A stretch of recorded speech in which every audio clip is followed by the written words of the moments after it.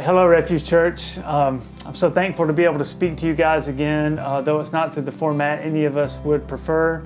I know we'd all rather be sitting with one another, talking with one another, but we are thankful for technology that allows us to continue to be connected during these strange days, during this time of the pandemic. But we wanted to let you know that our intention is to continue to communicate with you through virtual means, through videos like this. We're also going to be doing some reflections on God's Word and on truths that we can cling to in these difficult days. But we also wanted to keep you updated about things that are happening in the life of our church and what our plans are for the immediate future, so that you can be aware of time frames and what's happening. And so as it relates to that, we wanted to let you know how long we can anticipate minimally communicating electronically, having online services. New Life Camp, where we meet, as most of you know, has made the decision to cancel all events on their campus through May 15th. Of course, Wake County Schools has also announced that they're going to be closed through May 15th. So in light of those two dates, those two organizations announcing that date, I think that's what we should anticipate as well.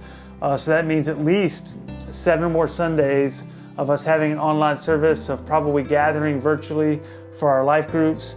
And so we just want you to be prepared for that mentally and to think through what that means for us. We're going to have to make great effort to stay connected as a church. We're going to do our part.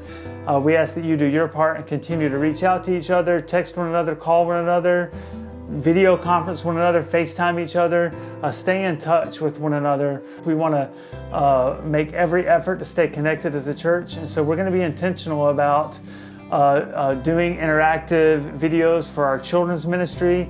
You'll be hearing about that in the next few days. Our upper room student ministry wants to continue to stay connected, continue to try and move through James that we had just started a few weeks back. So you'll be hearing from Dennis as it relates to plans for that.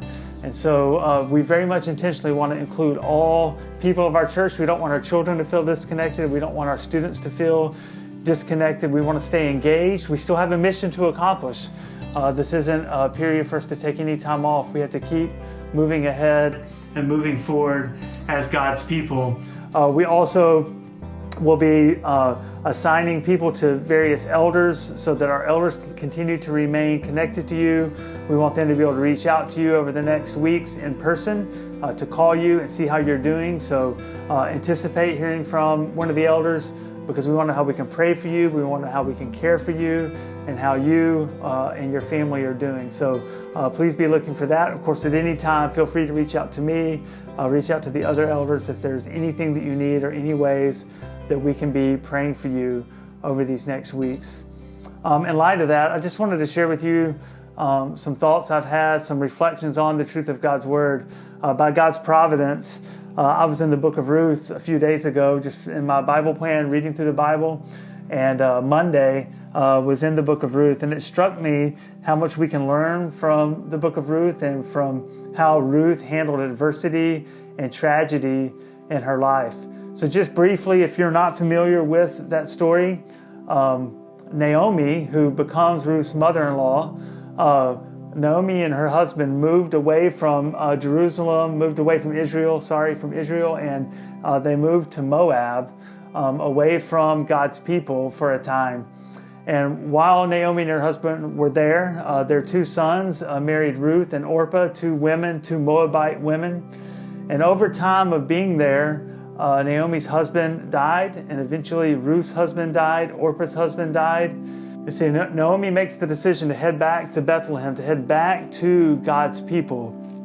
And as she's getting ready to go, she tells her daughters-in-law to stay behind, that she won't be able to provide spouses for them, and so they need to stay in Moab. And Orpah makes the decision to stay. She says, I'm going to stay. She stays with the gods of her people. But Ruth makes a very different decision. Ruth instead, in Ruth chapter 1, verse 16 says, in response to Naomi, "Do not urge me to leave you or to return from following you. For where you go, I will go, and where you lodge, I will lodge. Your people shall be my people, and your God, my God." So in the midst of Ruth's uncertainty of not knowing what the future is, all Ruth knows to do is take the next step of obedience. And that step of obedience is being faithful to the God of Naomi, to the God that Ruth wants to follow. And so she takes that next step and she does it joyfully.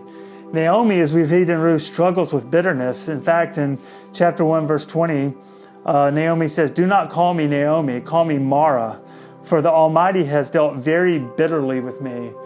She's a woman of bitterness in these days. She's complaining and upset, but Ruth joyfully just takes the next step of obedience.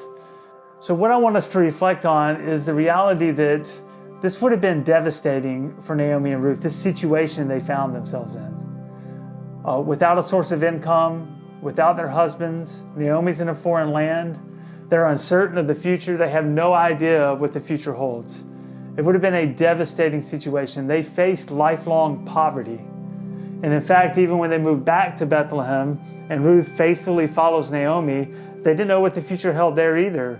Ruth's prepared to go into the fields and to glean from the harvest, to pick up the leftover wheat so that they could make bread and just have something to eat. That was the destiny of their lives. That's what they anticipated the rest of their lives being like. They were destitute, they were impoverished. It was a tragic situation. They didn't know what the future held. And of course, we know the end of the story. We know that at the end of the book of Ruth, through Ruth going out to the field, she meets Boaz, who was her kinsman redeemer. He marries her, and in the end, it all works out. And Ruth and Boaz have a child, and that child is Obed. Obed's the father of Jesse. Jesse is the father of King David, and we see how God's hand was all over it. And we have the advantage of the end of the story. Listen, we don't know what this pandemic holds. We don't know what tomorrow or next week or the week after that is going to be like. We're not in control of that. All we can do is keep trusting God, keep our eyes on Jesus, and keep taking the next step of obedience to Him. Look, we actually do know the end of the story of all of this. I don't know how the pandemic's going to work out, but I know how eternity is going to work out. And eternity is given to us. Eternity with Jesus is given to all who trust in Him.